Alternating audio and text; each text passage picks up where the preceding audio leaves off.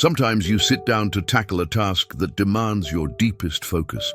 You force yourself to concentrate, and 10 minutes later, boom, your mind has completely drifted to an unrelated thought. Nayla's story holds the key to reclaim your focus. Stay with us until the end. Root to Rise story. Nayla was a young woman who was determined to study hard and earn a place at the city's best university, but she simply couldn't make it work.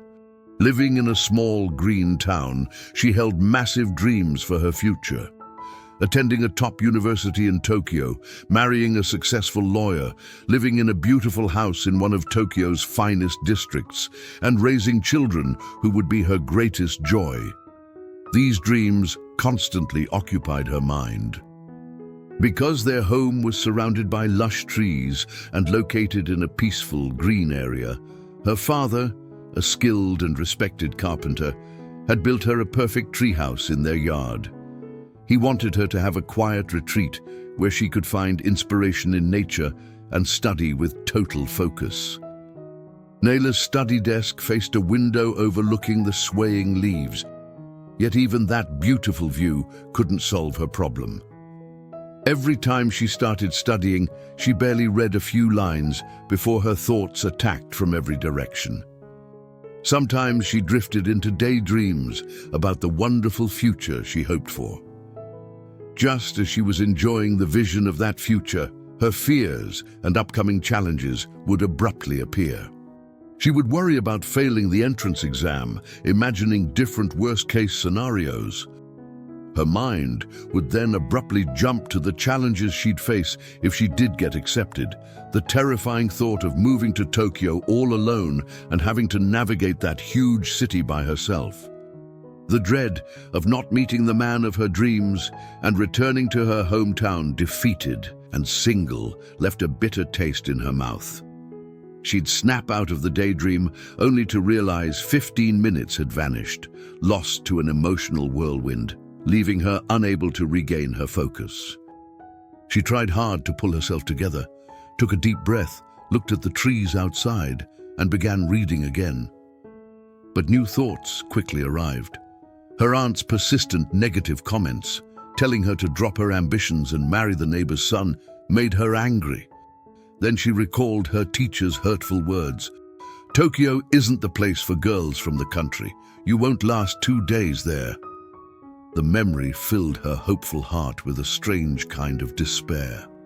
Her friends' mocking remarks, claiming no successful Tokyo lawyer would ever marry a village girl, brought her to tears. Then she remembered the pile of house chores, feeling incapable of managing both the chores and her studies, overwhelmed her so much that she slammed her book shut and collapsed onto her bed, sinking into a painful, low mood. One day, feeling completely defeated and convinced her uncontrollable mind was impossible to master, she decided to visit her father's workshop. She intended to tell him she was giving up, thank him for everything, and apologize for failing. She prepared his lunch and walked over. Her father was cutting wood, and the loud noise of the saw drowned out the sound of her entrance. Nayla sat quietly on a chair by the door and watched him work. As she observed, she noticed something extraordinary. It was as if her father wasn't fully present in his body. His entire attention was locked onto the exact point where the saw met the wood. Every action was precise, clean, and perfect. When he finished cutting, he finally noticed her, greeted her warmly, and sat down to rest and eat. Although Nayla brought him lunch every day, she had never truly paid attention to the elegance and meticulousness of his work, until that very moment. As he ate, he looked at her curiously and teased, "What's going on, my dear? Why aren't you rushing home today? You've been staring at the walls. Don't tell me you've decided to become a carpenter." Nayla smiled sadly and said, "No, father. The truth is, I usually rush home to study, but today I've given up. I've decided to let go of the dream of studying in Tokyo. I wasn't in a hurry to go back, and I wanted to talk to you about it. But when I sat here, I was amazed by how deeply focused you are while working. I know you deal with so many issues, complaints from customers, household bills, and countless other problems. How can you work with such perfection while carrying all those worries? Don't they distract you? Her father instantly understood her struggle. He put his food aside and, with a serious, thoughtful expression, said, "Anyone with a great dream must never quit because of the challenges. Challenges exist to shape us into the kind of person who is capable of achieving that dream. You see me as a well-known carpenter now, with clients from Tokyo even coming here. But I was terrible when I started. Let me tell you what happened when I was stuck in the same place you are now." He continued, "When I first started, I worked for the old master of the town, a very wise man with amazing skill. Just like you, my mind was constantly filled with thoughts about the future, the past, and jobs I still had to do. These thoughts came one after another, leaving me frustrated and unable to focus. I cut wood crookedly, bent nails while hammering, and everything I made looked sloppy and uneven. Frustrated, I went to the old master and asked, 'How can you drive a nail perfectly with one smooth hit, while mine always bend no matter what I do?' He smiled calmly, placed a nail on a wooden board, handed me his hammer and said, 'Drive this nail in with one strike. But there's a strict rule. Before hitting it, you must think of 10 different things, one by one.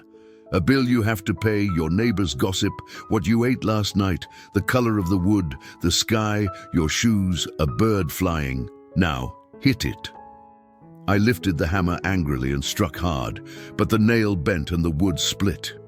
The master laughed, took the hammer back and said, 'Your problem is that you're trying to hammer this one nail while carrying the weight of 100 other nails, your worries and thoughts at the same time. You're trying to solve 100 problems with one single hit. That's impossible. Your lack of focus isn't caused by the outside world, it's your refusal to accept the law of the single moment.' He pulled out the bent nail, put a new one in place and said, 'Now lift the hammer again. And this time, if a thought about a payment comes, say, noted, payment, not now. If your rival pops into your mind, say, noted, rival, not now. The thoughts that crowd your mind are real, and you will deal with them, but not in the moment of this strike. The goal isn't to make them disappear, it's to separate them from the action in your hands.' I lifted the hammer again. A thought about our neighbor surfaced, and I instantly told myself, noted, not now. The thought immediately faded. Before another one could appear, I focused completely on the nail and drove it in cleanly with one perfect hit.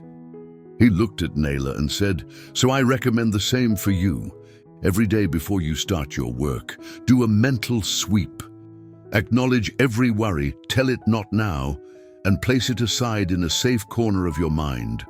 When you read a sentence, allow only that sentence to exist.